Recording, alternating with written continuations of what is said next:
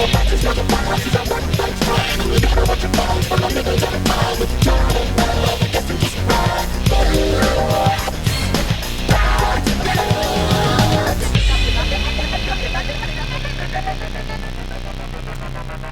everyone, and welcome once again to Bat Minute Beyond Chunkz of the Joker. This is the podcast where we better sit down. We're gonna bust the gut. But no, we're not gonna sit down. We're gonna keep going until all these chunks have been chunkified. I am not one of the chunks. I'm one of the hosts, Niall McGowan.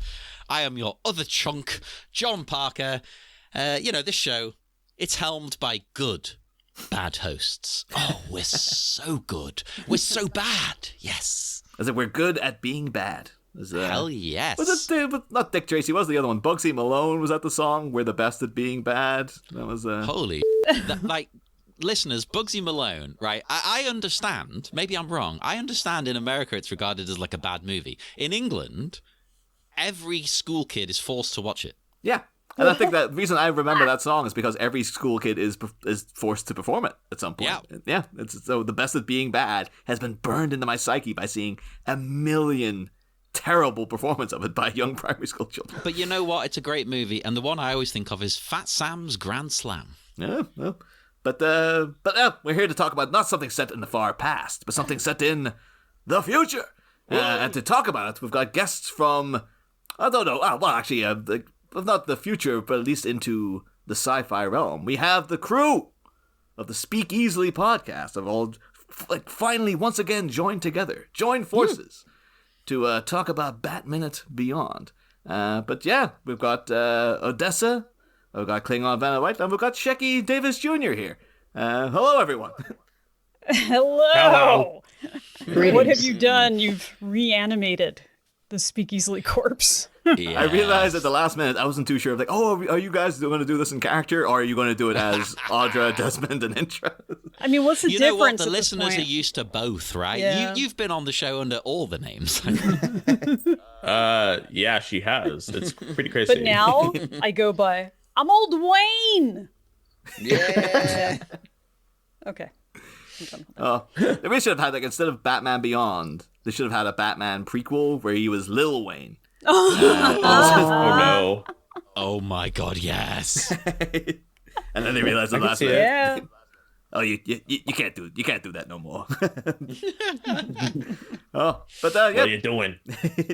Welcome everyone, once again, and it's been too long. It has We've been missed too long. you. Yeah, it's been a while. Is it because of the time zones and that you're across the sea that you haven't seen us in so long? Is that it? Sure, that's it. Yeah. Mm-hmm. Let's go with that as the excuse. Yeah. It's not that we're just terrible, you know. Oh no, definitely not that. It was funny. I was in England not too long ago, and my partner and I and some family friends were in England, and we drove all around England. My husband took it as a challenge to drive on English roads. Oh wow. Okay. Oh yeah, we went all around England, up through the Cotswolds and all around to Manchester, all the way over to. I really wish there was an English driver in this chunk when Terry's tearing down the road.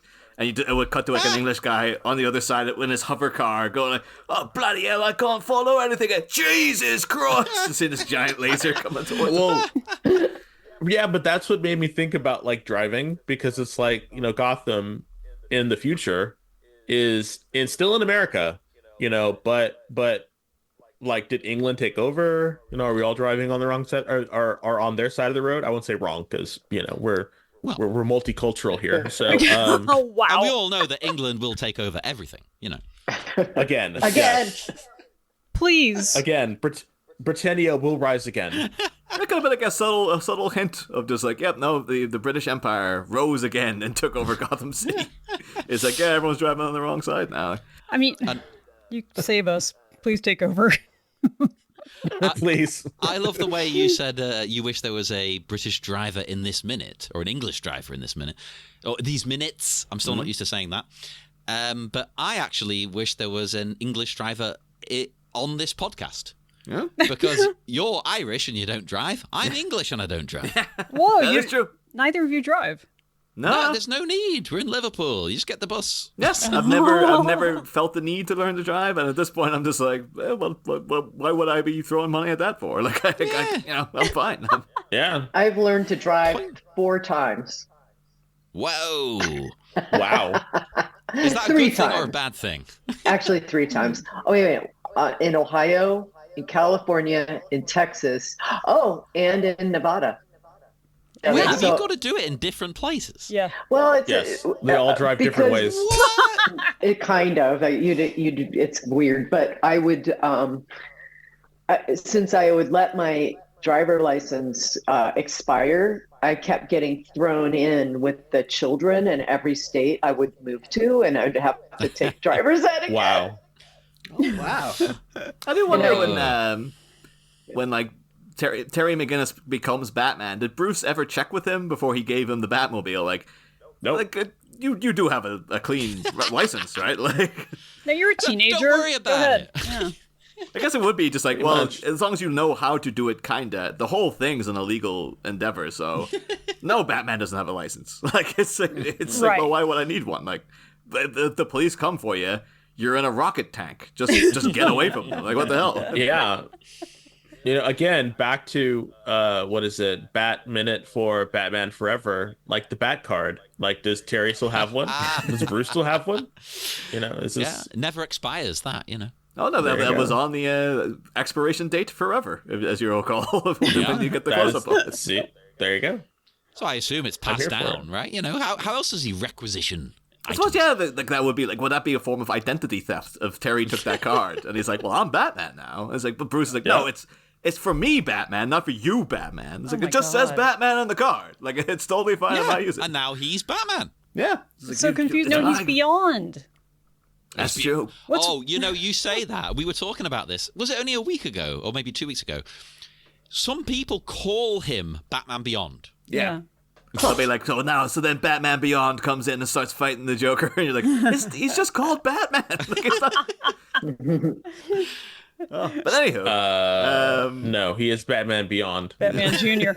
It's like From Beyond, but it's Batman. it's the same mentality it's all as Lovecraftian here. it's the same mentality as like all vampires are Draculas. That's the thing. Oh, yeah. Yeah. And Dracula medals. Just ask Indra. Yeah.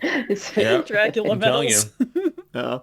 But we're here today to specifically talk about Chunk 12 of Batman Beyond, A Return of the Joker, which opens with a tittering taunt, and it ends a chunk later with a teenage detective entering the Joker's haunt. But should I just ask up front, everyone here, like, what's your experience with Batman Beyond in general? Real quick, Because like it's a real quick. What episode was this? Stop. I thought we were talking about Chunk from Goonies. So we just here to get a minute of Chunk. It's just all we talk It's a about. Is the Chunk Chunk minutes minute, from the yeah. Goonies. You know what? That is a genuinely great idea for a show. you know what? You can have that. You can have that. Because I think there was a Goonies minute, but we're like, oh no, we're not doing the rest of it. Just Chunk. Just the scenes with Chunk. And then like, have someone on who's never seen the full It's film. called So the it's Chunk Chunks. Chunk. It writes itself, people. Good, because we're too lazy to write it. and then every time you Yeah. just get ones that are you review them in random order, and when you're choosing which one to do, you call it the Truffle Shuffle, and you shuffle all the minutes, all the chunks around. And we're like, I tell you, it writes itself. yeah, perfect. Absolutely. Hell yeah. But no, so, again, like B-Task, Batman the animated series is very acclaimed, and sort of everyone has a sort of a history with it. But Batman Beyond, not so much. Like, so were all of you like familiar with like when I was talking like mere moments ago about like Terry McGinnis becoming Batman? Was there anyone here sitting going, "Who the hell is Terry McGinnis, and what are you talking about?" I had to look it up. Yeah. No, I mean, when I watched the whole movie. Or the first episode. Did you know about like, there's another Batman, basically? No, I actually, when I started watching it, I was like the old Wayne. I was just like, I'm old wait a minute, wait. Bob, Did you sit through the whole thing? I watched the whole thing and then watched Of course. the clip. It's like an hour long. Why would she watch it? Yeah, it was actually really funny. And the second I knew Terry Garr was in it, I had to watch it. Yeah. Wow. Tiny part though, but yeah. I know. Yeah. It was kind of like, Yeah. oh, okay, she got paid a day rate. Henry Rollins? I'm in. Yeah. I still, 12 weeks into doing this, I still cannot get over Henry Rollins being in this film. As Bonk. Yeah, like why not? Yeah. Dude, that And it- rogues gallery, man, of villains. I was like, who the are these assholes? Yeah. I have to admit too, because I'm a big old nerd, so I knew all about Terry, and I knew all about Batman Beyond, and I watched the show, and yeah. Although, to be completely honest, I never watched this movie. Oh, wow. Never saw it. Okay. Which episode? Only the first episode, to be completely honest. Because I was like, what the hell is this? And so no, to be completely honest, I watched a lot of the shows, but I don't know, for some reason I didn't really want to watch the movies. I don't know why. Just never really got into them. No, I can see why though, because like, as we've talked about a few times on this show so far this season, there's like a weird stigma almost about Batman Beyond, where people go, "Oh yeah, but it's not proper Batman though. Yes. It's not Bruce Wayne. So It's not screw canon. that." Yeah. Yeah. So it's like a side thing. No, it wasn't that. It was just that I grew up and I just didn't want to watch them anymore. That's basically what happened. No, Yeah, no, right. I just got no, seriously, I just got a little older, and it was coming on at times when I was just like, I had to work, and so I never really watched anymore. No, it's that weird moment where we think we've grown up, and then once you age another 10 or 15 years, you regress again. Yeah. Oh yeah. Pretty much. Yeah. No, pretty much. No, you're completely right. Yeah. It really made me want to like think about Batman again. It's also Well, like, the time I by the missed. time when you regress, then you're like, oh my god, all this stuff is now. I've now got disposable income to go and get that stuff that I missed like 10 years Like ago. a bunch of pop toys. Yeah. One of the first things I did when I got like a proper job, like a stable, permanent job, I went and bought the calculator Casio watch that he wears in Back to the Future, because I was like, I wanted that when I was 6, and I didn't get one. Yeah. I was like, even again, quite recently, I finally, just because it was finally available, bought a toy of Frank Langella's Skeletor. Awesome. Oh, Because wow. you couldn't get that when I was Stop. a kid. Because of like back in the day, they're like, oh no, all the He-Man movie tie-in toys are all like, well, that's the show. You already have Skeletor toys. Why would we make a new one? Yeah. And so for like decades of my life, they just didn't have one available. But as soon as they did, you better believe I dropped everything. I was like, finally, here it is. And put it up on the shelf. Yeah, mine. And then now it's just there to be like, hey, look at it. Look at it. Be staring at me all the time now. Well, Mazel Tov. Yeah. Pretty Audra, exciting. were you versed in Batman Beyond? No, I thought. Yeah, I mean, as they keep pointing out, I thought it was we were doing the show. So I was looking through all the episodes, and I'm like, "Where's the Joker one?" So I was completely confused. But so this was all news to me, honestly. Yeah. Like I didn't know about this part of the lore or anything. But and yeah, those villains really threw me. Because I was like, they look like a big gang of like 90s Vertigo characters, the rejects or something, from comic You're books. not wrong. Yeah, right. Kind of that's the right era. Yeah. Yeah. It's I don't know, I thought because you guys, obviously on your own show, you delve into sort of weird sci-fi stuff as well. So I thought it would have really appealed to have been like, oh yeah, there's a Batman set in the future. And all The this future! goddamn, the cheesy pulpiness of it would have got to you and be like, I gotta watch this stupid. It's like, Batman Beyond Adventures in the Forbidden Zone or something like that. Yeah. Might as well call these. Bizarro Batman.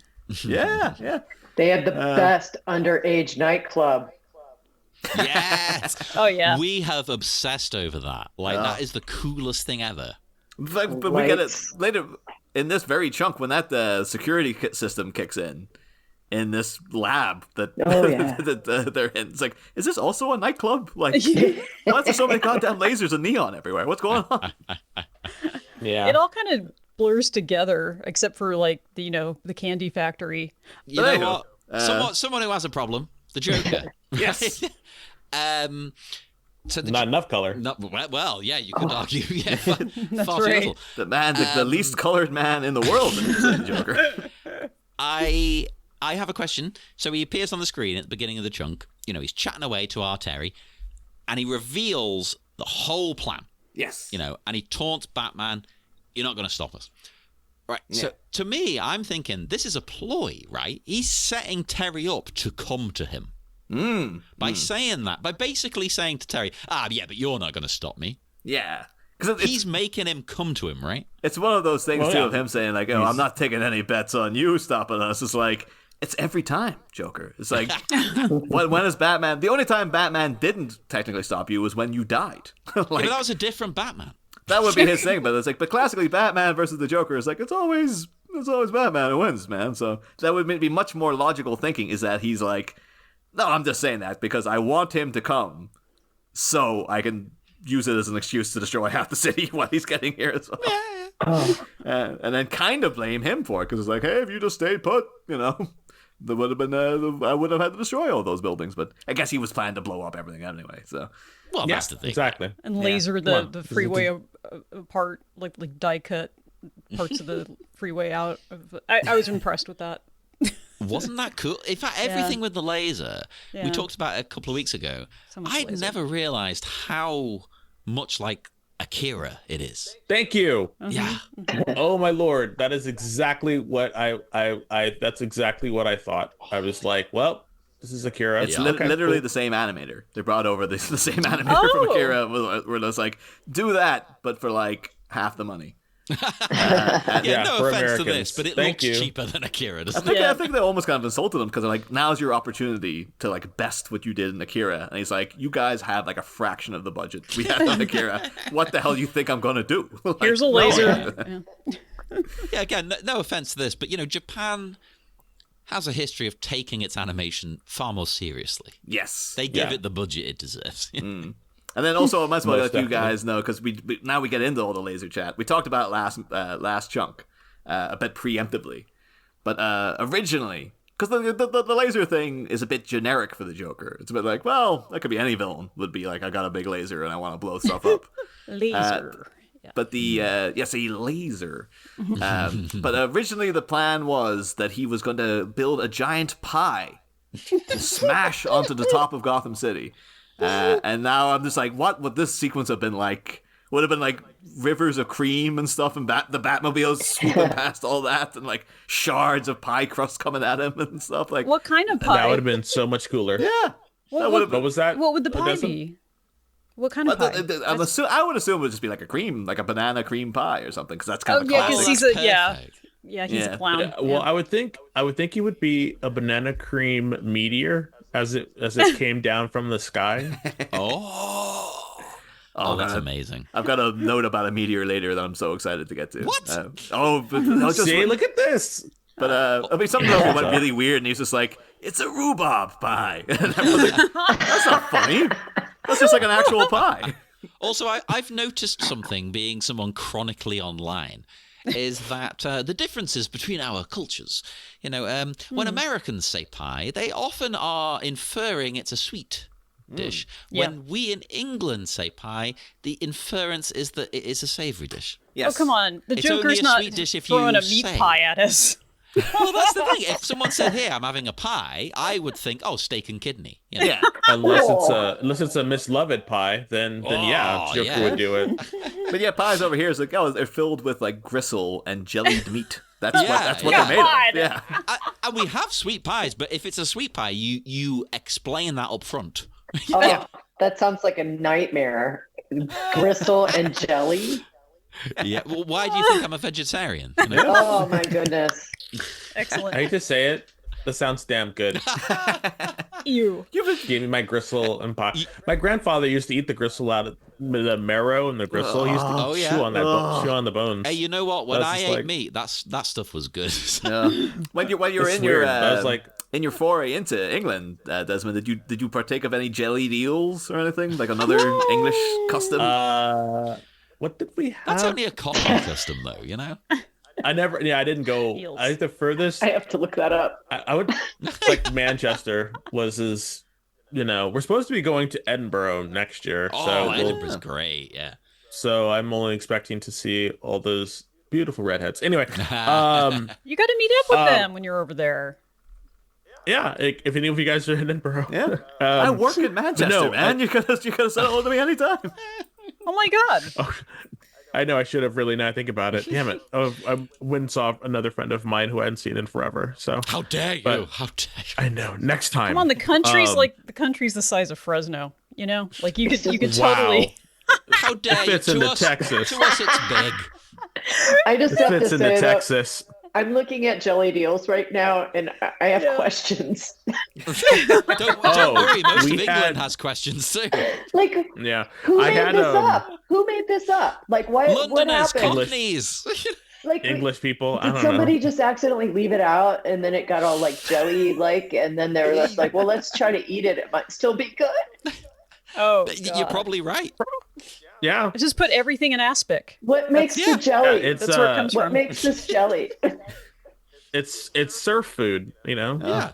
I think the easy explanation is just like in the past, everything was terrible. Like Yes. all the time, everywhere. It was all awful for centuries. And then people like started making some good stuff, and eventually things like, hey, maybe life doesn't have to be terrible. all we the time. we had cheese that had ash in it. Ugh. It was like black. It was black cheese. Right. So my hubby loves cheese, and so we were going to. The reason why we went was for like another family, a family reunion. His sister's husband is British, and so we went there to see his family. And so, we stopped off at this, cheddarery or whatever it's called, while we were in Lancaster.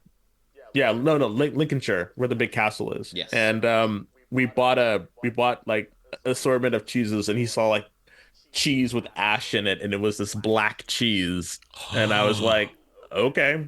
So we tried it, and it wasn't bad. That sounds amazing. Right, I'm a big cheese fiend. Right, I might be a vegetarian, but I'm not a vegan.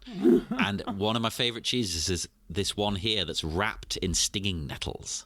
Ew. Oh, Really? So Oh, it's so nice. how do you get the sting out? Are the nettles cooked beforehand, or? I think it's just that because of the way that they are facing on the cheese. But when you eat it, it doesn't sting you. Basically, I don't know. It's very. I nice. wonder, like the food that like in Gotham in the future, what kind of food do you think that they eat? Future cheese. No, I firmly believe that all of their nutrients come from a pill. thank you. That's just what I was thinking. Yes. Because I would think that like, and this is pretty scary, but I would think that we would advance so fast and continue to work so fast that the whole concept of like breakfast, lunch, and dinner would be like completely obliterated. Mm-hmm. And it would literally just like, you get up, you take a pill, you go to work. Yeah. You're hungry, you take a pill, you stop, and that's it. And you just take pills, and that's all you do, because that's kind of like the future. Which It's is like the most Slim depressing thing you can imagine, because to me, the most human thing is enjoying food. Well, I Like if I found go a to another great. country, I want to eat their food. Yeah. I just found a great jelly deals recipe. Please make it. Please make it. Tell me more about that pill. You know what? I might be English, but I'm not eating that jelly. Even when I ate meat, I ain't eating jelly deals. I'd say like the food of the future is because, as we covered there, the British Empire came and took over America. It's like, yes, jelly deals. That's what everyone's eating now. No. At least have things that actual English people eat that aren't goddamn Cockneys. Londoners don't count. At least There's something anything. like- People. The Joker waking up 40 years in the future and being like, oh, I can't wait to get a steak. And then they're just like, all we have is jelly deals. So he's like, what? That's why he's destroying the city. He's like, I was going to just live in peace. At least make it a steak and kidney pie. Then he It gets looks that. like It's you like, just- this isn't the type of steak I wanted. You just take the eels and you boil them, and then they turn to jelly. Oh, That's English cuisine. It's just like, what can Boil we it. boil? Yeah. Boil it. Yeah. Boil it. Boil it. Add some beans, and we're good. Yeah. Yeah. Why do you A think can- that one a of can of why do you beans. think that one of our national dishes is technically an Indian dish? It's because we went, you know what? They've got better food. Let's just use that. Let's just colonize them because we like their food. Yeah. Yeah. I mean, people were conquered for less, is all I have to say. Within the chunk, though, there's a bit that I just noted in terms of like, oh yeah, I guess they have to spoon feed things to people. So even though in previous chunk we got a bit of Terry been like, oh yeah, I want to bring something with me, and then Bruce looking down at Ace and been like, he's gonna take the dog with him.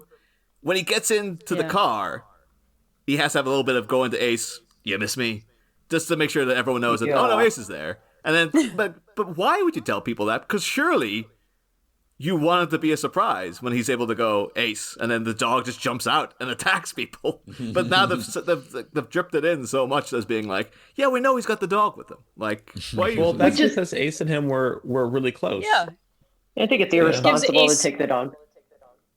I agree. Yeah. The fact that he left the dog, though, like, while he was in, trying to get suss everything out with Tim Drake Joker, and then he gets back up into the car. I wonder if he had to attach a note to the Batmobile to be like, he's fine, he's got water in here, his favorite music is playing. Roll the window down. Roll the window down. I've got He's- Static X he's a playing very for him. He loves all that. He's a very smart dog. I think the dog is fine. If anything, the dog could probably fly the plane or whatever. He's probably sitting there fixing it. You never know. Beautiful. These dogs dog. are damn smart. I was worried about this dog the entire time I was watching the movie. So Maybe that's why was maybe that's why they put it in, because they're Right. like, oh well, yank up the tension as if people Yeah. know the dog's in the car, and then everyone Well, obviously, people won't care about Terry, but they'll care about Ace. Like they'll True. be like, well, Yeah. well, obviously, you didn't watch the show because the dog is very capable. The dog can do what's up. The dog knows what's up. I usually when I see an animal on a show or anything like a movie or what, I usually go to doesthedogdie.com yes, and I look it up Yeah. because I'm just like, I'm not going to watch this if they do something stupid. And then I was just I'm with you. yeah, I had to talk to myself when I was watching this. I was just like, it's a cartoon dog. You don't have to go to Does the Dog Die? No, you do. You do. I got recently because I went to see A Quiet Place Day 1, and like quite heavily featured in the advertising. It's Lupita Nyong'o, Eddie Munson from Stranger Things, and a cat. That's the main characters. And as soon as I said, like, online, oh yeah, I want to see that today, the amount of messages I got from people going, is the cat okay? Like, because I want to watch it, but I won't watch it if the cat dies. And I had to be like, no spoilers, but like, no, the cat's fine. You'll be okay. But thank you. Don't tell me anything else. Just tell me, is the cat okay? Is the cat in danger at any point? And I'm like, no, the cat's totally fine the whole way. You can watch and enjoy knowing the cat's going to be okay. Not only does the cat not die, the cat seems fairly indifferent to all the fact that Because- society is ending and stuff. Yeah, Well, it's cats like, are whatever. cat. Yeah. It's a cat. Cat's I mean, this just- cat is like, okay. Yeah. Cats love Bye. their human and they want some food. They don't care about the rest of I it. think Cats don't give a fuck. the cat in this is just like, I don't give a shit if Lupita Nyong'o dies either. Like, I'm just here, like, whatever happens, happens. Be very, very quiet. And the cat's all, meow. Screw you. Yeah. Screw you. Oh yeah, Elmer Fudd would really thrive in the A Quiet Place universe. I think. I did note because we got Terry tracking down the location of the Joker here. Oh, is this when he's in the car? When he's in the car and he hits upon the thing, and like, we've been saying it the whole time, where he's just like, an abandoned candy factory, just his style. But like, Bruce, world's greatest detective. If the Joker's back, how many abandoned amusement parks or candy factories or like toy shops can be in Gotham? Just check all of them. Like, he's gonna be there. Agreed. Well, that's the thing. 100% agreed. Abandoned dildo factory. Oh, yeah. Not only does it fit the Joker's whole, like, vibe, but again, I think he wants to be found. Oh yeah. Yeah. He wants the game to be afoot. That's Yeah. the thing.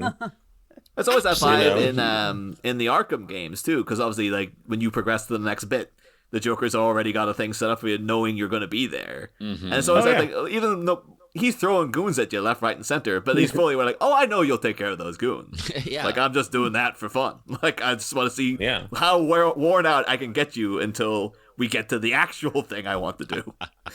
Actually, Yeah, it's all a game for him. Yeah. 100% agree. It's interesting you bring up Arkham, actually, because I did make a note of, the beginning of this minute before we do get into the car.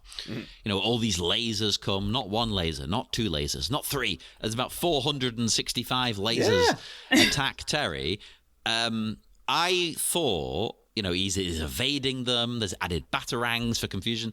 This was so video game. Yes, This could be an Arkham game. Make a Batman Beyond Arkham, goddammit. I think that there's been call. There's been call for Batman Beyond Arkham, like tie-in kind of thing. Like it's like, well, just do Batman Beyond at all as a game. Yeah. Like, people would love it. But I thought I'm sure there was a terrible PS1 game or something. But there was a video I game think there adaptation of this film as well. That I think we'll have to we'll talk about in upcoming chunks because I think we'll Let's have to play it on Twitch. But yeah, There's a lot we of track it down. pies Yeah. involved. There's pies. You just throw pies. Eel pie. Eel pies. I thought though a lesser show would have been like because the way Terry's a teenager and the show was all tying into teenage issues and stuff like that. But I could have imagined like there would have been at the beginning it would have been a scene of him trying to do like his math homework or something and been like I can't work out like this the angle of this thing or like why would I ever need to know this in real life? Yeah. And then when he's taking out all the lasers with the batarang, He gets it. He's finally like, oh, I have to throw it at this angle because at this degree it'll go down at this distance and hit that right there. It's perfect. Like it's absolutely like physics, mathematical chemistry he's doing in his head and stuff. It's like in other shows they would be like, oh, now I know how to do it. Like. Do your homework, kids. Yeah, but that's what my teachers told me. Oh, you'll need this one day. You know what? I've never goddamn needed it. Never. You've never You'll been need trapped. it in the future. Yeah, you've never been trapped in a room full of lasers, John. Like, How do you know? Or you could like at the next laser quest we do, like laser tag. You try working out like so for this convex angle over here, if I were to bounce something off that, then For all you know, Niall, I'm stuck in lasers every day. Yep. Cats and lasers. That's his life. What's really That's the life. What's really disturbing at this point in the scene is the Joker saying, "Papa Spank." oh, I've got Can we just name the episode Papa Spank? Can we I just... mean, there you go, right there. Yep. Papa Spank. That goes deeper than you might realize, Audra. But they're making a reference there in that. That's what he said. But one thing before we get to that, I just wanted to point out as well because I noted that.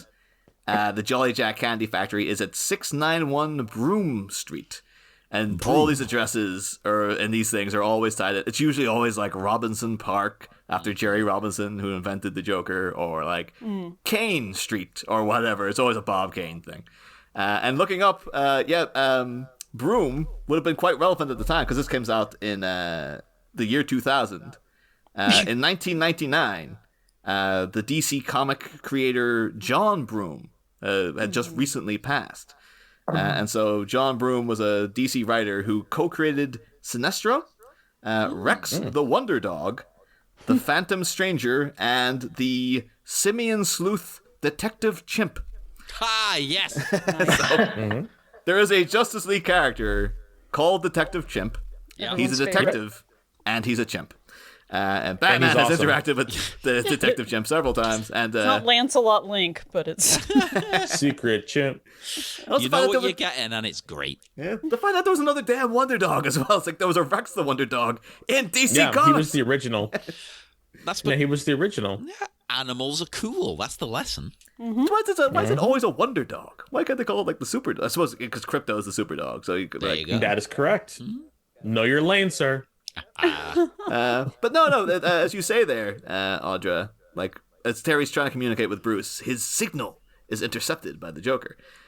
Always. And again, another thing they probably should have saw coming. To be fair, Well, I don't know. Like the Joker, he's very talented, but to hack the future Batmobile. it is kind of crazy in this movie. We get to it more, in future chunks when he explains the whole microchip deal. But it like we knew the Joker was clever back in the old days. We didn't realize he was like a proper science super whiz, like that he had like that level of genius. Like that's real. Like, what you wasted all your time with the clowns thing for? You're clearly maybe he's accessing the memories of these future people. Well, and also, could that possibly be, spoiler alert, the person he is actually inhabiting?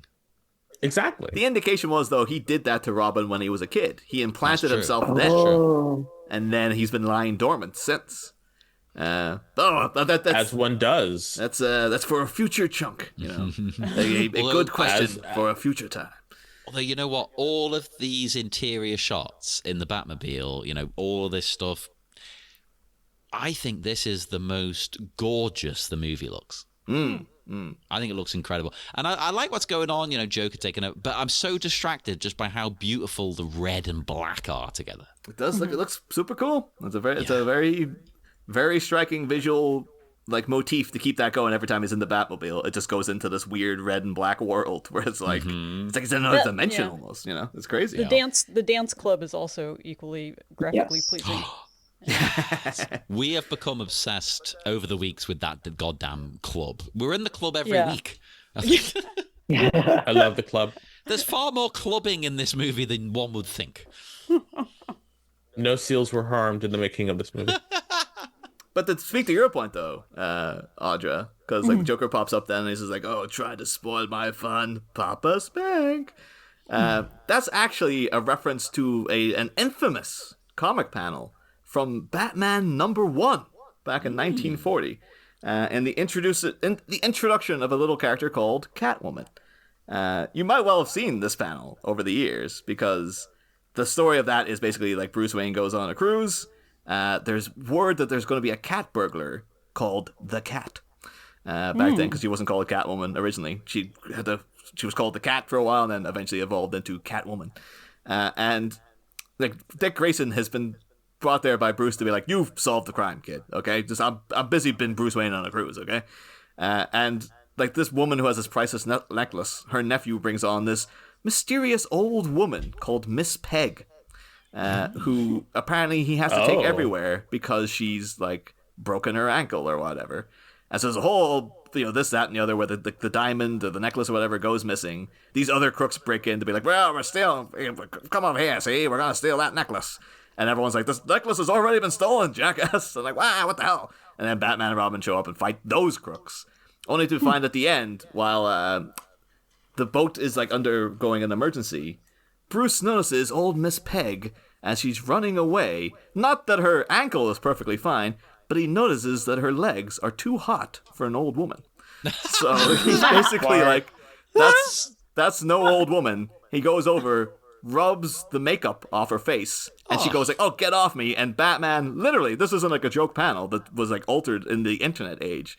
Batman literally goes, "Quiet or Papa Spank," as he's wiping. What? Yeah. That's fantastic. And Batman is anti-MILF. Okay. But also, that's the beginning. That the fact then is revealed to be like, it's Selena Kyle. It's like that's the beginning of their weird, S&M relationship right there. The first time they made contact with each other, he was already talking about spanking her. It's like the kink. This is my new kink. Years went by. I gotta say, this is my new kink. So he'll do all that, but he won't finesse the cat. I see. Okay. But yeah, I see how he is. That's basically, and that panel lives in infamy. So them having the Joker say "Papa Spank" feels like that's a little nod to like classic bit of Batman lore there. But, there's no way you are 100% on the money. There's no way you put that in your dialogue accidentally. Come on, that's a weird line. You let him know. Yeah, you let him know that Papa's gonna spank. Suddenly he's like a leather daddy, and. You know what? Another story. If everyone's on board and it's up front and you put that out there from minute one, it's all good. I do wonder though, actually, if in like the censored version, if Papa Spank survived, like would they have been like, "Oh, that's fine." Like that's just like, "Oh, that's a mild bit of sort of kinky dialogue. We don't mind that, but as long as there's no like kink is okay." Yeah. He's just trying to discipline his kid. Yeah. And actually, maybe because maybe someone here would be qualified to say, one of the things they censored that really baffles me, and I can't find any explanation for it, is that there's a bit in the movie where the Joker says like, "Oh, what a brave new world, and so full of putzes," and they changed it. They changed it in the censored version to be "and so full of yutzes," and I'm like, Yutzes. well, what's the difference between a putz and a yutz? Like, is that a known thing? They're like, oh no, putz is way harsher than yutz. Putz is Yiddish. And then but I'm not sure why if is Yutz that is- bad? You know, Because it means dick. maybe the Joker's, maybe Joker's, a Jew. A You never putz know. is a dick. That's what he's but saying. it's like a mild way of saying a dick, right? Like, how many kids are going to notice that? Yeah. The Or Jewish do you think ones. some Jewish mom in the kitchen is like, "Oh, turn that down, turn that off." She's Boy. like, no, he's a putz. I agree. I mean, you know what? You're kidding, but you might actually be on the money there. It might literally be people going, you know what? Just in case. In case. Let's take that out. But then that would be so yutz isn't Yiddish. Yutz is just like a made up word, or what? I guess every As word far is as made I know, I think it's sort of like a cleaner version. Oh, I know It what sounds it like is. fake Yiddish, doesn't it? They Like, did let's it- do a thing that sounds a bit Yiddish. They didn't want the Joker to seem Jewish. Oh, you know what? Right? Okay. Okay, you might be onto something. There you go. Because you've got to think about that kind of thing. You don't want to portray your villainous character in a certain light, you know? Right. But his comedy is way too obvious for To him be Jewish. actual Jewish. Yeah. You serious? Have you not seen Jewish comedy? It's obvious all Dude, the time. I grew up in Jewish comedy.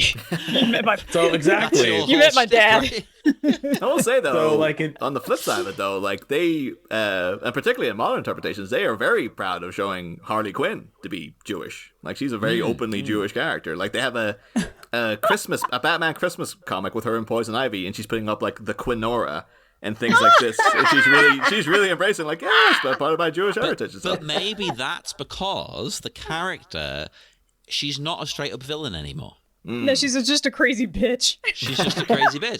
Pretty So much. it's fine to portray a crazy bitch as Jewish, but maybe you want to be a little bit cautious about your villain. You know? Yeah. Wow. Yeah. But another thing they did censor here as well, this is one of the ones where everyone was just like kind of rolling their eyes. So they had this whole sequence of Terry roaring down the street in the Batmobile as the Joker's trying to destroy him with this laser.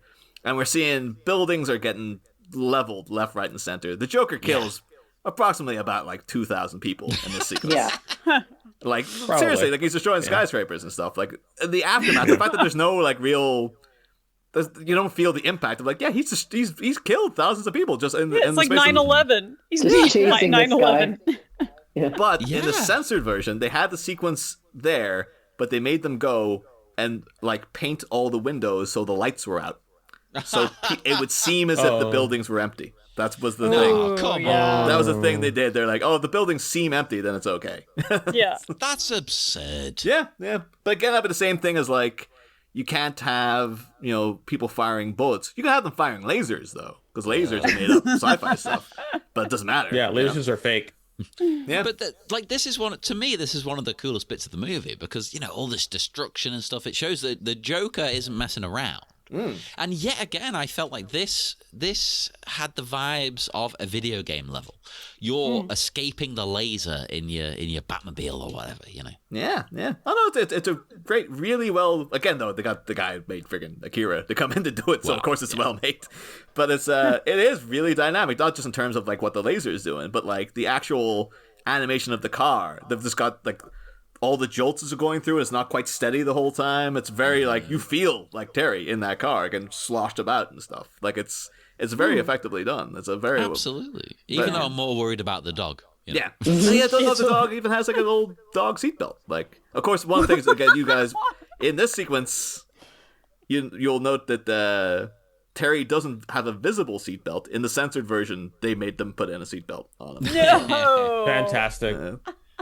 That's very interesting because I did a history and politics degree, and there was a section that was all about how it was basically about the introduction of the seatbelt and how in America people complained about I that. remember. Not surprised. I was. Oh, see, there you go. I'm old Whereas enough to remember. maybe I'm wrong, but over here, people just went, "Oh, okay." No, that makes But total sense. there was a whole thing in my politics section of my degree where it was like, "Oh, but in America though, it's like, oh, it's against freedom." Exactly. This is why That shit America would is, die in my car. America is so. I'm telling I have you, noticed this is- from within my my current work, I'm in an office of like full of like a diverse range of people. So I have English people and Americans there, and I have noticed that English people they love to complain, but so they'll basically just do whatever's asked of them, and then they'll just complain about it because they love to complain about things. Yes. Yeah. And the girl who started the same day as me, Emily from America, she's this one who's like, I will take a mental health day at the drop of a hat. I know every single one of my rights. Good on her. Good on her. And like every time any bit of info comes down from up above, she goes through it with a fine tooth comb going, is this a threat? What the hell do you mean by this kind of thing? And everything is very much like, oh no, I won't complain. I will freaking make sure that I'm not happy about this right now kind of thing. Good. Yeah. And so, yeah, I think it might be the same thing, though. Just like America's used to having instant death in their house in the form of guns. And someone goes like, maybe we shouldn't have that anymore. And they're like, what do you mean? What do you mean I shouldn't have this anymore? What are you implying? Yes. What do you mean? I 100% agree. Yeah. I should be able to die in my car. Let me do It's the it. same thing, though. It's like, It's maybe my we should take right. away Yeah. these guns to stop people from shooting each other. No. Why would we do that? Because like to stop people from shooting each other. No, you can't do that. Maybe we should put things on our cars so fewer people will die if they crash. No. Why would I want to have a thing around my chest while I'm driving? Like that's So I have a quick question then. So are we pro Joker destroying everything? Or I mean, I'm not anti-Joker. Okay. I kind of get it. I get it. I'd do the same thing in his position. I can guarantee every single person in those buildings was a jerk. Like every single one of them. every one of them deserved it? Screw them all.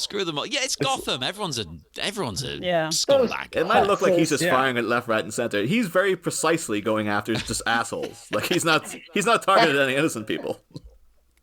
It's like every kaiju film that has any kind of collateral damage. It's like they were all assholes in those buildings. Screw them. Yeah.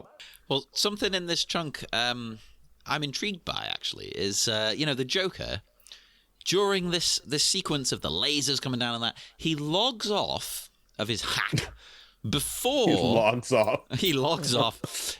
I'm very old. I can say that. He logs off the information superhighway. No, could you imagine that? No, seriously. Could you imagine him like logging off because like Harley Quinn picked up the phone? He's like, I'm on. I'm need to make a doing call. something here. I'm on the internet. I'm doing something. He's just that little thing for Terry saying BRB. BRB. Jesus. Remember that? BRB, because you're going to the toilet. Oh Lord. Jesus Now Christ. you just take them to the toilet with you. Yeah, and you mute it. Most with- of my messages / meme sharing is when I'm I'm on the Noted. toilet right now, so Noted. on the toilet right now having fun. but he logs off, let's say, in my old person vernacular, before he sees Terry die, right? So my initial thing was, well, why has he done that? But also he looks very ill, which is interesting when you find out the full story. Well, that's the thing. Like, it's to look at what's happening to the Joker here. I will say, before he says that, there's a shot of him. There's a shot of Terry, and you see Joker on the screen, and they've got the weirdest expression on his face, where it's like half his face is like maniacally happy, and the other half it looks really angry. It's like that photo. Two-Face. It's like that photo of Harrison Ford, where like they split down the middle. And it's like, wow, it's crazy. He's doing two facial expressions at the same time. Iconic. Yeah, this could be like, well, Mark Hamill's his buddy, so like we've animated that in as a little tribute to Harrison Ford there, the old Two-Face routine that he was able to do. But yeah, so the Joker's he's really like maniacally into this, and then he kind of has the realization of like, oh, I better stop, and it's like.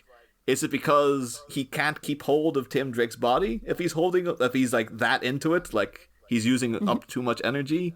Is it Tim Drake breaking through? Like, is that what's happening as well, or Too much power. Too much power. I think. Yeah, it's but yeah, and I don't think it's even so much that he was even expecting Terry to die. It's just now he's like, oh, I've had my fun, so yeah, I'll see you in a minute. Like, I'm fully aware that you're going to come in, and we'll have another confrontation because. That's the way these things go all the time. But he's already got, of course, and the next barrage that Terry's got to face is, of course, our upcoming spate with the Jokers right around the corner here. Which I was very excited to get to because we get at the Jolly Jack factory.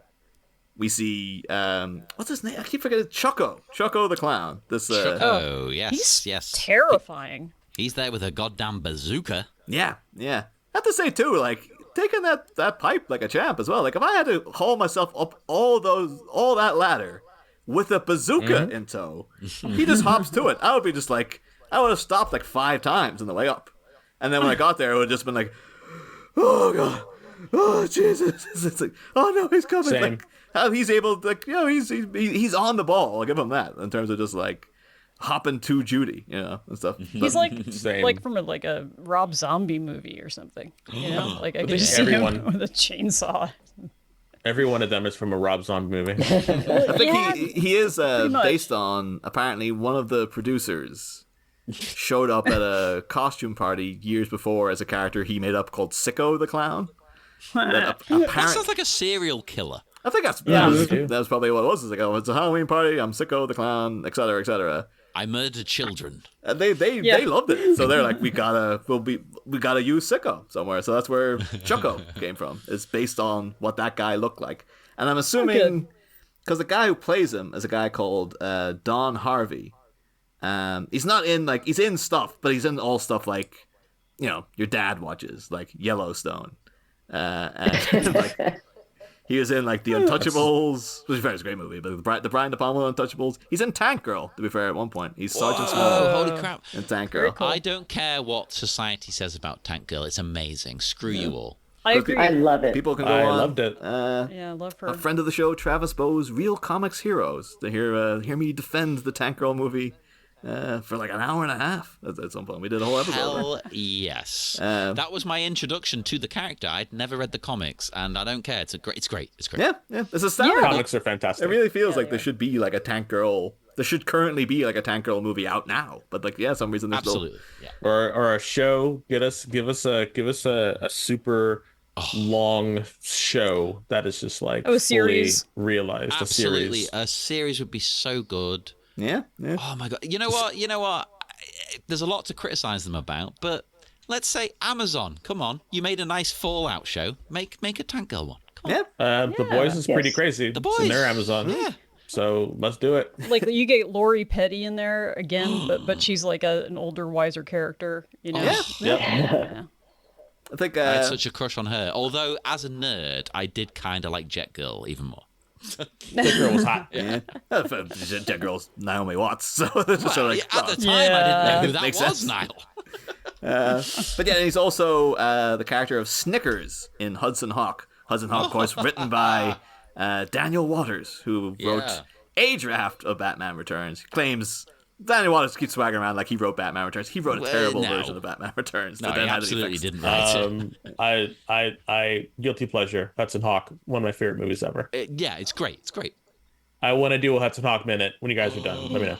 Do you remember the character of Snickers? Because I remember like David Caruso was called like Kit Kat and stuff like that. Like all the cops, all the agents had like candy bar names. Weird names, weird food related names. Yeah, Snickers. Yeah, I remember how beautiful.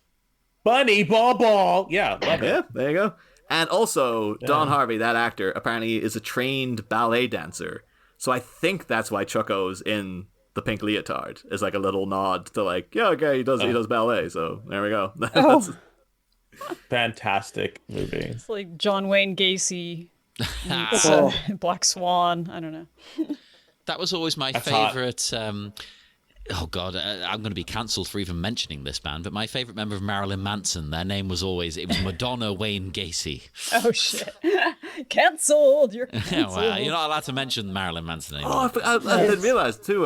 Just with the way you said that, Audra. Apparently, Neil Hamburger is coming to Manchester soon as well. Neil Hamburger's in town. As soon as I saw the poster, I was like, "Cancel it, Neil!" I was like, "Oh my God, he's here!" Are you gonna go? I probably will do. Yeah. You've got to. He's amazing live.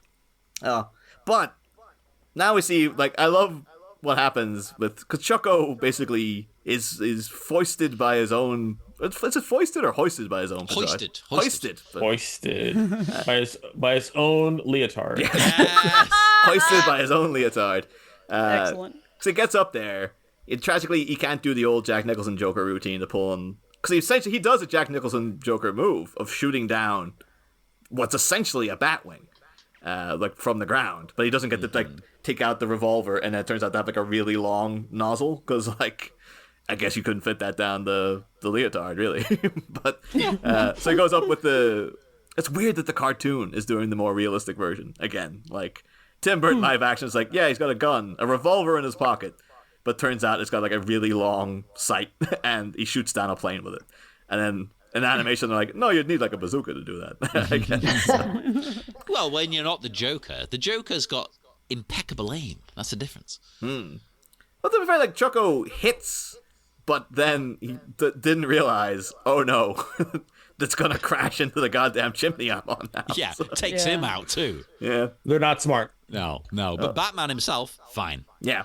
And Choco, let's say those like that red and white, the white stripes looking chimney there reminded me, of course, of the chimney we saw for Max Schreck's planned power plant in Batman Returns. Remember that was the most a Tim Burton-y move. Was like, here's a model of a power plant, Tim. We just need that for this one scene. He's like, I need to make it more Tim Burton-y, so they go paint it like red and white stripes. It's like, is that you happy now? It's like, it looks more like a Tim Burton nuclear power plant. Jesus Put Christ. some stripes on this. But because of what we see happen, I'm coming back now to the meteor thing. We see what happens. Like Choco takes himself out of the fight here because he just falls off this chimney, and he's presumably alive.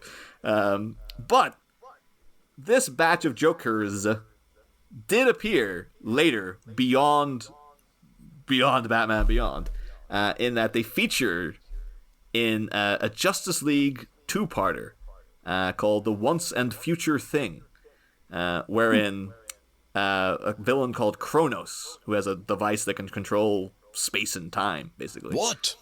Voiced, As you do. Voiced by Peter McNichol, who we all remember as Janosch from Ghostbusters 2.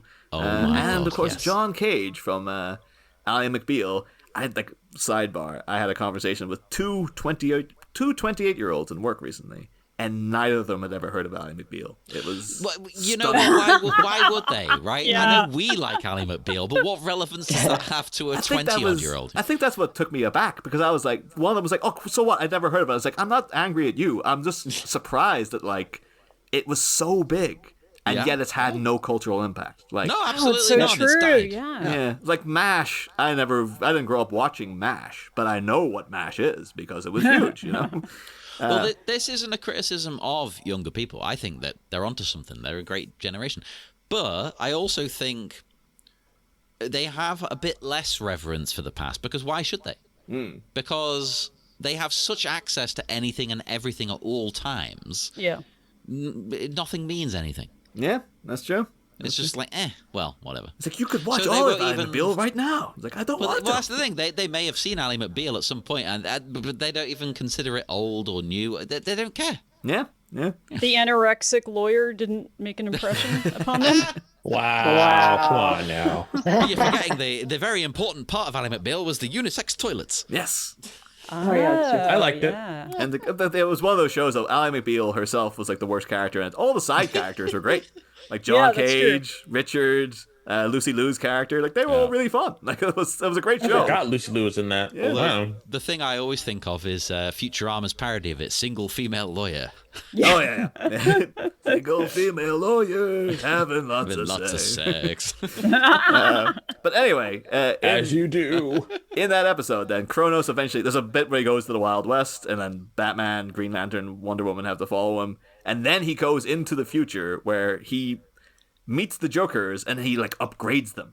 So like Ghoul has like a saw for an arm. Choco has like, he's not got legs, he's got like a ball. Instead of legs, he's just got like a ball now. Like a 360 dimensional ball that he can roll around on. Like a beach ball. kinda. Yeah. And Son. he's got a double-bladed lightsaber.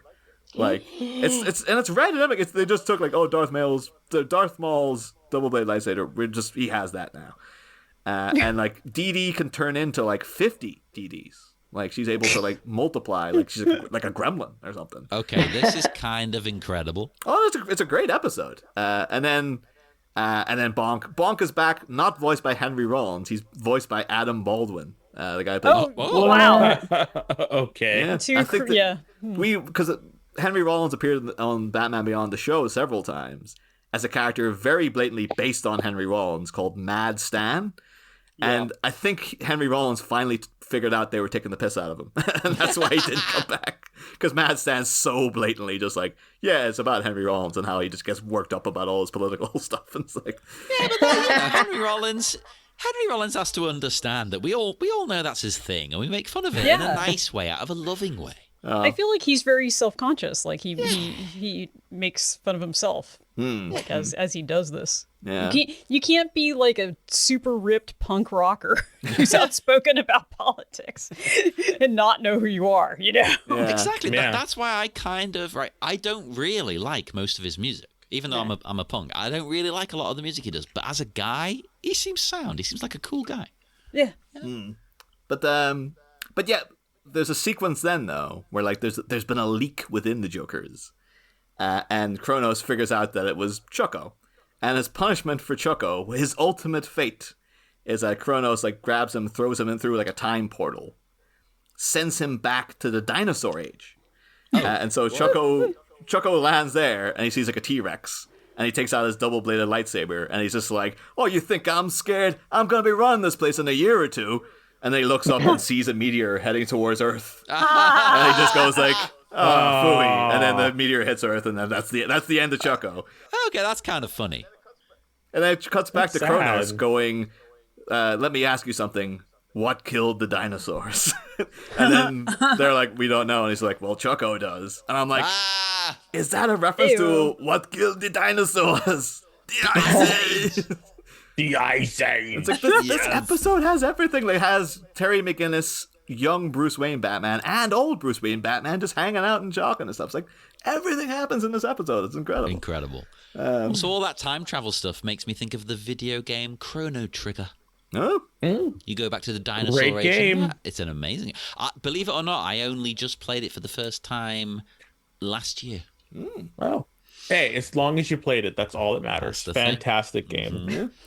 But yeah, so that we get into obviously the Batmobile. Like I keep wanting to call it again. I want to call it a Batwing, but it's not. It's a car. It's not a plane. It's a car. So, It's both. It's the Bat Saucer. Bat saucer. Bat saucer. Yeah.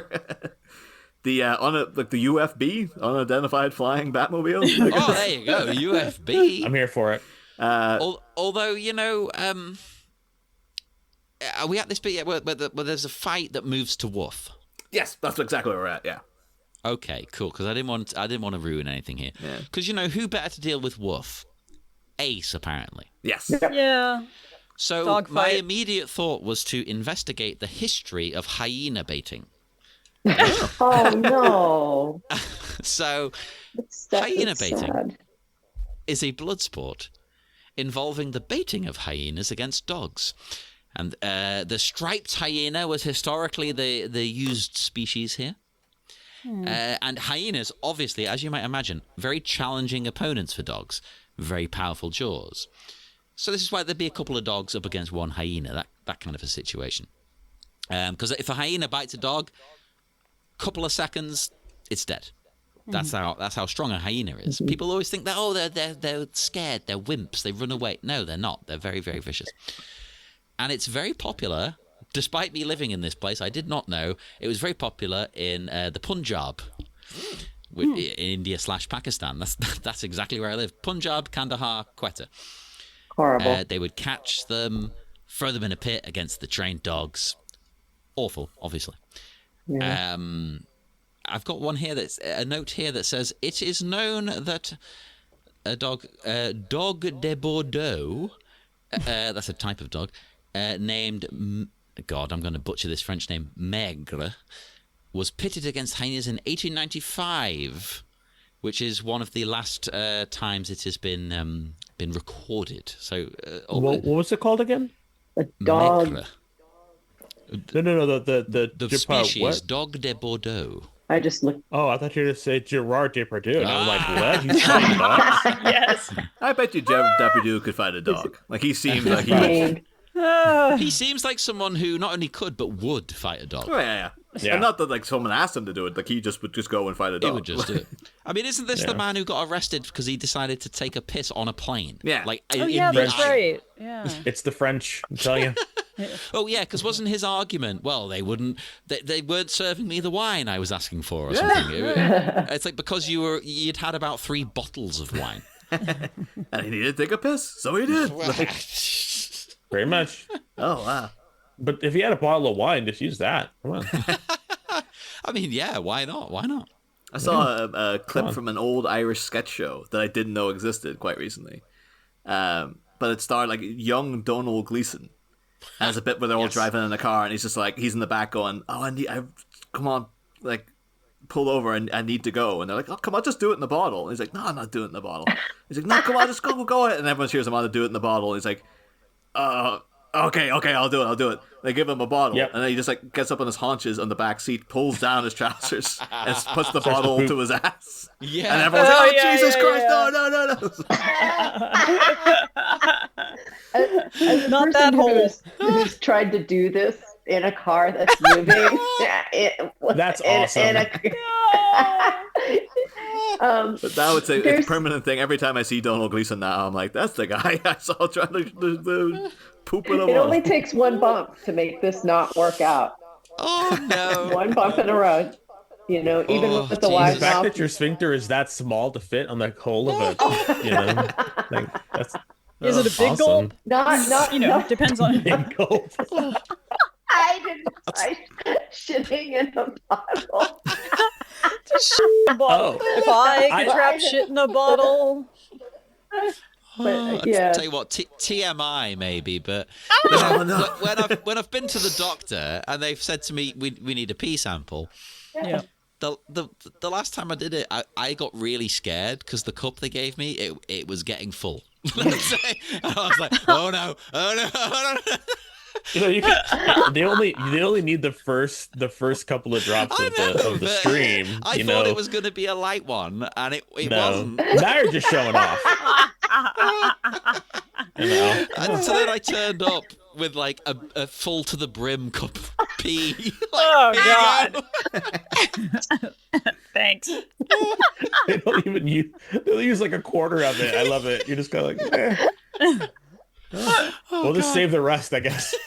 Yeah, do what you want with it. It's yours. But if you was that all your hyena baiting material, John? Or have we got more? Well, everything else is very grisly, you know. Yeah.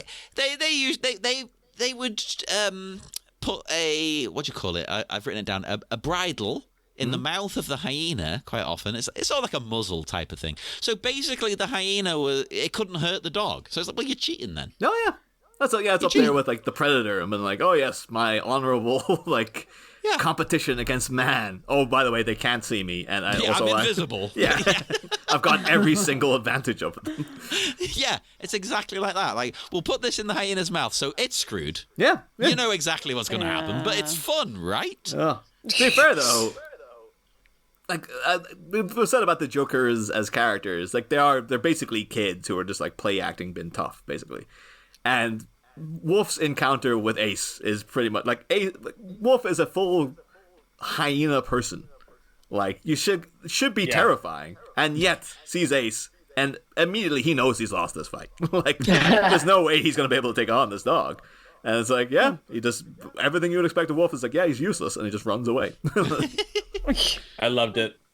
It is kind of cool. Like on the if you just described that to me, I'd be like, that's terrible, that's awful, that's cheesy. But when you see it in action, you're just like, yes, Ace, go Ace. That'd be really terrifying then to find out. Oh, Ace has rabies though. Like Wolf is really screwed. Oh, Don't ruin it's gonna it. turn into Old Yeller. No, No. Or maybe they just don't feed him at the Wayne Manor. You know, since Alfred's gone, they don't feed him. I could actually buy that because Bruce seems like someone who's like, oh, I don't know, I don't eat. I just pick up whatever's laying around. I guess. Now I wonder though if it was an old Yeller scenario with Ace, would he make Terry do it? Because Bruce would be like, "Oh, I don't use guns." Yeah, I cannot kill. Like I don't kill. You never said you wouldn't kill. I'm not going to force my Batman rules on you, so you can use a gun and go and shoot the dog. Don't even suggest it. You know what? Ace is the true Batman. Oh, this episode will not pass the muster on Does the Dog Die? No. .com, unfortunately. No. After this chatter. But yeah, and Too then we get dangerous.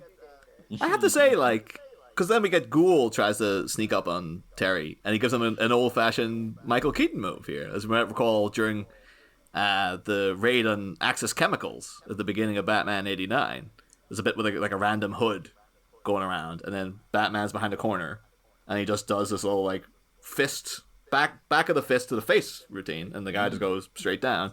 Framed exactly the way that it's framed here. It feels like it's a little... it's either a little nod or also, like, we don't have anything for Ghoul. But we just gotta take him off the board, so... Oh, no. He just gets... I have to say, too, like, Terry's really on his A-game, because like, at the beginning of the movie, he could fight these guys okay, but they still got away and stuff. When they fought him in the club, they got him unawares, so he wasn't all that adept against them, but he still fought them pretty well. And here, he's just wiping the floor with the Jokers. Like, they don't stand a chance against this guy. Like, he's so powered up. on the ball with it. They're like, yeah, why were they ever a threat to him? Like, it's crazy how easy he takes them out. And, like, is Ghoul the one that looks like a trick-or-treating scarecrow? Yeah. Yes. He's the Michael Rosenbaum. He's like a cheap version of the Scarecrow doing an impression of Christopher Walken. Yeah. It's Michael Rosenbaum from Smallville doing Chris Walken playing the Scarecrow as a Joker, basically. I can see it. Because he looks like anyone could take him, you know? Yeah. No, he's a very gangly, weak-looking guy, to be fair. Yeah, a bit of a waif. Yeah. But then, of course, I have to say, in a disappointing performance from the DDs here, because the DDs have been proven themselves to be very adept throughout this entire movie. Like, they are always the kind of main threat of the Jokers, is the DDs. You can't beat them.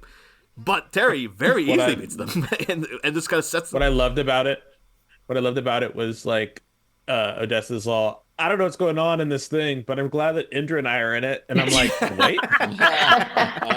Oh, you guys, like, for Halloween or for whatever your next event is, you do have to cosplay as the DDs. The DDs. Yes. Yeah, we are cosplaying DDs. The two Raggedy Anns. Desmond, you can either be Old Man Bruce, you can be the Joker, or you can be Ace. Whichever you prefer. No, if we're doing villains, I want to be the weird, what was his name? The dingo ate my baby guy. That guy. The dingo ate my baby guy. Yeah. The Wayne Gacy guy? No, the mongrel. Oh, guy. Wolf. Oh yeah. Wolf. Oh, I can okay. see that, yeah. Dingo. The dingo ate my baby guy. Okay, you can be the were-dingo. Okay, thank you. I appreciate that. They do a little bit of cheating here, though, in that, like, Terry turns invisible as soon as they get up to him. But when they go to punch him, like, there's no way he would have been able to move that fast. Like, it's physically impossible that he would be that gone so quickly and stuff. Yeah, the suit's amazing.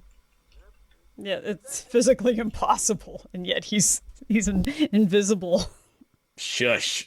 But yeah, they fought him a bunch of times, and they don't seem to realize, like, oh, he's turned invisible. Like, wait, where did he go? And then when he, like, shoves one of them, the other one automatically assumed, oh, you shoved me. And it's like, you have dealt with this guy before. You must know these tricks by now. Jesus Christ. No. But did any of you folks manage to catch who is voicing the DDs or DD singular, depending on which way you look at them or her? Yeah. Wasn't it Odessa? This is her featured debut? Yeah, this is... Yeah. Of course. Honored guest of the show, Odessa Lil, was doing both these voices. This is what I do when I'm alone.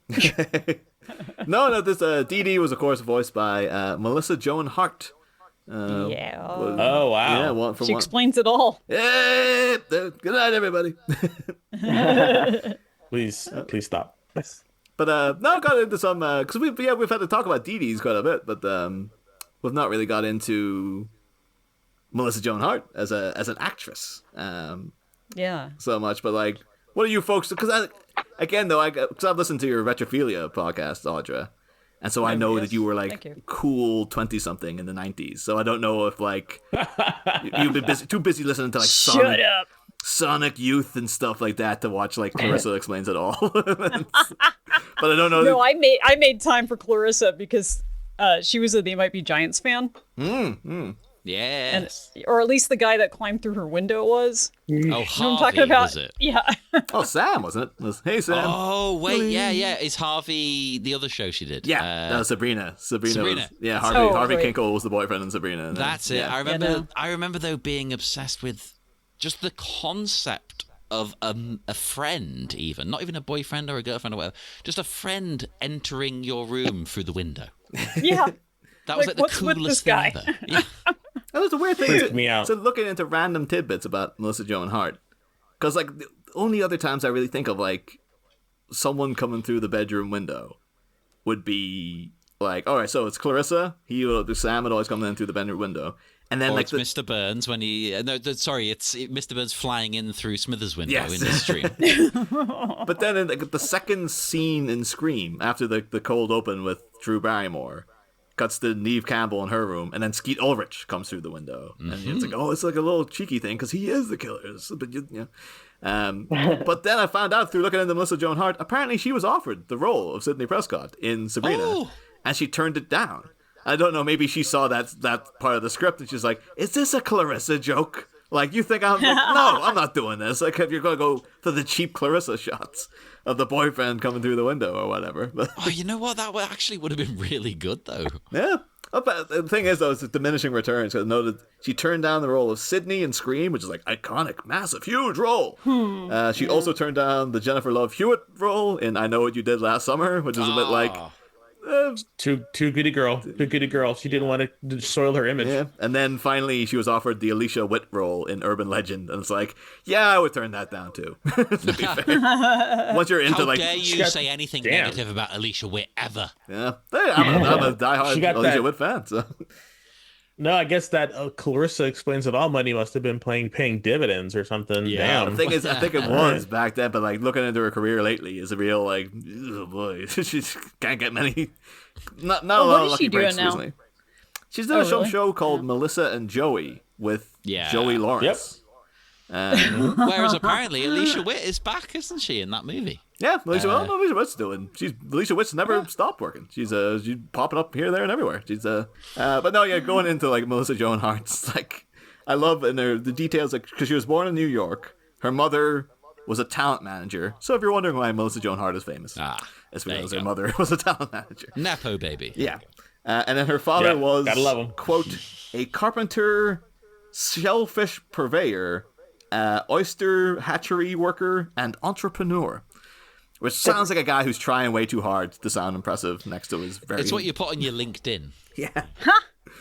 But anytime anyone puts, like, entrepreneur in their bio, I'm a bit like... With shellfish? Yeah. Yeah, oyster hatchery worker and entrepreneur. And I'm Nah, like... if someone puts entrepreneur, my immediate thought is you're a scam artist. Yeah. Yeah, You're they're full- nuts. You're full of entrepreneur is what's going on. Wow. And yeah, apparently also back in the day, because her mother basically put her in commercials from the age of 4, and she made 25 by the age of 5, which is like, that's those child actors, they will work you to death. Like, Yeah.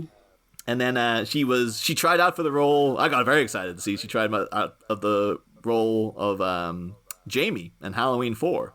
Of course, classically played by Danielle Harris. But she got turned down. She got denied by the Halloween people back in the day. And Halloween 4 is like it's a movie I always loved because it's not a good film, but it always was on in Halloween when I was a kid. So I kind of have this thing now of like, oh, it's terrible, but I have to watch it every year because it's just that's the vibe of Halloween. Is not a good horror film, a terrible horror film that you watch on around that period and stuff. Like, they can't all be Halloween 3. No, they cannot. They cannot. Unfortunately. I just look back and I imagine that this could have been Odessa's career. Had she just stuck with modeling and Gottschalks. Gottschalks. I sold bras at a department store called Gottschalks in Fresno. We're getting deep cuts here. I'm serious. You could have been. See, you could have been Clarissa. I could have been coming through your window. Oh, but no. The world was They Might Be denied Giants this magic. Oh man. Oh, yeah. Well, I love that though. Just hearing like the ladder hit and then like, hey Shecky, like, hello, hey Clarissa, I'm coming out of this window.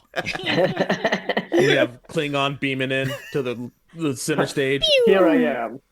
Yeah, like the showrunner of Clarissa being like, this wasn't quite my vision for the show, quite frankly. But no, I think as I said off mic earlier, like apparently she tried out several times for Blossom. And then on the same weekend where she was rejected for Blossom, she got the role of Clarissa in Clarissa Explains It All. And then, was just launched into instant superstardom because she had her own show on Nickelodeon, basically. So, and then, worked at that. Apparently, she did like albums as Clarissa and everything. There's a version, a recording of Peter and the Wolf with like the New York Symphony Orchestra that's narrated by Melissa Joan Hart as Clarissa. Right, let's review it. Of course, everyone remembers Clarissa Explains It All. It's the precursor to Fleabag. Basically, Fleabag as a child was basically Clarissa Explains It All, where she. That's amazing. Yeah. No, it's the same show though. It's just like she's breaking the fourth wall constantly and just going on about her life and stuff. It's like it's Fleabag, but she's American. Fleabag didn't have someone coming through the window though. Everything was connected. Yes. Well, there was a Fleabag in this very chunk too, in Wolf. How dare you say that about an upstanding animal? And Ace, the Sharon Fleas. Absolutely. Nice callback. Nice way to bring it full round circle. See, you guys, you both are pros. I love Super that. We know pros. what we're doing. And you know what? Ace wins the fight, and Terry, I think, has an amazing line for him. Good bad dog. Really? Yes. Good bad dog. Because you've been critiquing Terry. Like I did make a prediction at the beginning of the season, John, that you would turn on Terry before the end, and you were nitpicking and you were poo-pooing all those lines earlier. Now, good bad dog is a good line to you. Like, good bad dog is genius, Niall. You've changed, man. You've changed. It's leagues above the other crappy lines. This is fantastic. Good bad dog. Yeah. I'm going to make us all matching T-shirts. Yes. Good bad dog. Oh my God. Let's all of us on this. We're all getting a T-shirt right now. We're going to make it. And you get a shirt. You get a shirt. Listeners, every single person listening, you get a shirt. Niall's funding it all. That was originally going to be Two-Face's name too, but it was Dog DAWG. Hey, good bad dog. Good bad dog. Yeah. Everyone started calling him Two-Face. Like, just because I got two faces? Come on, get out of here. Good. So Pet obvious. that dog. Can I pet that dog? I cannot get over how good that line is. Good, bad dog. It's in fact now it feels like you're doubling down on it because I questioned you. You're like, it's the greatest line that's ever been written in Western literature ever. I'll show you my notes. Yeah. I already loved it. My notes say that this is the best line. Is it better than Papa Spank? Which is a better shirt? Papa Spank or Good Bad Dog? Papa Spank is funnier, but this is smarter. So, it depends what angle you want to take on that. Well, so here's it's the for question the intellectuals. Because we get two one-liners in this. Because then when obviously the DDs are foiled by some marbles, which again, very Those are disappointing. candies. Those are candy. They're gobstoppers or something. Fair enough. Well, that makes it all right then. It made me think of Showgirls, when they throw the pearls. Yes! Oh, yes. on the stairs. Oh, it's genuinely a horrible moment, though, when you know what happens next. Yeah. But so, again, I'm very disappointed in their performance because they're felled by the gobstoppers. And then they take a run towards Terry. He just while looking directly in the camera with a smirk on his face, arms folded, just flies up and they crash into each other. And it's like, what happened? The DDs of earlier in the movie. Like they were way better than this. But then his line to them is double down, which is like, that's okay, that works. Like there's two. Because they're two and they're down. Yeah, there's double of them. They're down. They're down. Yeah, Yep. double down. Down. Double down.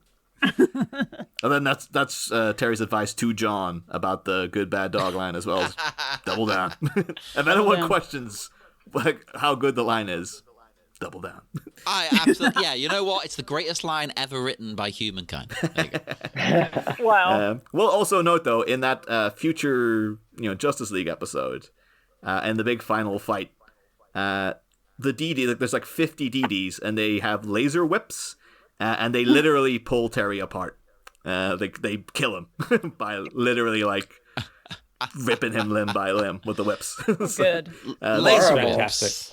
Oh, that's very Star Wars: The Acolyte. But maybe that's where they got the idea. But or maybe the Acolyte got the idea from that episode. But though that episode goes hard in that, like, because Kronos at the end decides to go back to the beginning of time, and so Batman, Well, as his name would imply, right? yeah, and then Batman and Green Lantern follow him and literally see like the hand of God creating the universe and stuff. It's like, whoa, you guys you ain't holding back. Like, it's a season finale, I guess. So we gotta do something big, right? Okay. We went back a little too far. Chrono Trigger doesn't quite do that. To be fair though, when time resets and it just cuts to like Batman and Green Lantern sat in like the cafeteria, and they're the only people who can remember everything. They do have like a 5-second beat of them just sitting in silence with like, facial expressions like, "What the f***? Like, what was that? Like, what happened?" Like, so it does give it the weight that it deserves. To be fair, but, It's starting to sound like the Loki show. yeah. No, it's not far off. The same vibes. Like, oh yeah, he's holding the universe together now somehow. Sure, it works. Makes sense, kind of. If you don't think about it. Yeah, the thing is, though, I was thinking about it the whole time because I was just like, No. this should be an emotional moment, but I'm just like, how in the name of God is this happening? Like, it makes no sense. Oh. But anywho, so then the chunk does end with Terry, sneaking on into the Jolly Jack candy factory, and that's Jolly Jack Kirby, probably, right? Have to say too, I have a weird thing where like I don't like the word jolly. I don't know what it is. Some people hate the word moist and stuff. It's like the word jolly. Yes. The word jolly always Moist puts me is off. fantastic. What's wrong with Jolly? I think I'm thinking maybe because I affiliate it with Jolly Ranchers and I hate them. No, how could you hate Jolly It's Ranchers? disgusting. I'll defend Did they Niall. cut your tongue when you were younger? Because you sucked on them too hard? It came like little slivers of glass? Yes, he sucked on it too hard. I'll defend Niall in one way, right? Jolly Ranchers, you can get them here, but they're not a thing. Like, as in, you need to go to a specialist shop. You need to go to an American shop to get American them. garbage food. Yeah. I get it. But- Too much flavor. But Okay, we, I get it. we do have a similar kind of thing. So do you just hate all sweets like that, or just Jolly Ranchers? The Jolly Ranchers in particular, but yeah, that genre of sweet. As You well. don't like a hard-boiled sweet? Yeah, no, don't. So, how about taffy? Do you eat taffy? I can eat taffy, okay, but I won't go out of my way for it. But yeah. Well, so hang on. I need to ask you now So about different. an English staple. Yeah. Being Irish now, maybe you do hate it because it's in your nature. Wow. The chocolate lime. Don't hate it. Absolutely hate it. What the heck's a chocolate lime? It's a boiled sweet, like a Jolly Rancher, but its flavor is chocolate and lime. And to I'm gonna me, try that. To me, it's like the nicest thing ever, and I knew you would hate that. Wow. A chocolate lime. Oh, I'm trying that. It's wow, amazing. chocolate Hell yeah. orange is a thing? Yeah. Chocolate Yeah. orange here, Every but not single chocolate lime. flavor thing has an orange variant. Yeah, but the Terry's particular chocolate sweet is a orange chocolate lime. is literally just like it's just chocolate though. It's just like a chocolate with a little in the shape of an orange that has like a little bit of orange flavoring in it. It's not like a it hard. has orange oil in it. Yeah. Yeah. Yeah. But it's the chocolate lime is like another entity onto It's itself. incredible. It's incredible. And I knew you would hate it, you scumbag. Wow! What a degen. Yeah. Oh! Before things kick off, go too far. Should we should we call an dog. end to this chunk, or does anyone else have anything to say about Batman Beyond or Return of the Joker in general before we? It's a great show. I need to go back and watch it. If you read the comics, you probably know the comics are pretty good too. So, yeah, I'm here for it. I think it's great. It's great. Jolly good. We have that here. I mean, So you are civilized. Great. I'll start. I would like to promote, if you can find it. I was featured in a comic book under my pseudonym Desmond Miller. And it was called We Belong, and it was a queer black sci-fi comic book stories by queer black authors or POC, but mostly black It's folks. excellent. And it's called We Belong. And if you're going to Comic-Con, I'm going to be there, and I'm going to be on a panel on Sunday. Wow. It's Prism Comics presents We Belong panel. So come and say hi to me. I'm sure it will be recorded, and I'll link it and everything. So that's something that I've been doing, and I'm super excited for it. So awesome. Please check it out. Awesome. That is so cool. I didn't know that. Yeah, well, it's so weird. I found out not too long ago that it was actually set in stone. So I'm just like, what? Because it's I want to tag along. People get busy. So yeah. I'll promote several things if that's all right. I'm part of a Weird Al burlesque troupe that there's a documentary being made about us called Showgals. Yes. The movie. But I brought that up because Jeff Nucera, one of the filmmakers, is going to be on a panel at Comic-Con talking about Weird Al things because of his burlesque involvement with us in this movie. But also I think he's worked for Weird Al on and off throughout his life. But so yeah, Showgals the movie.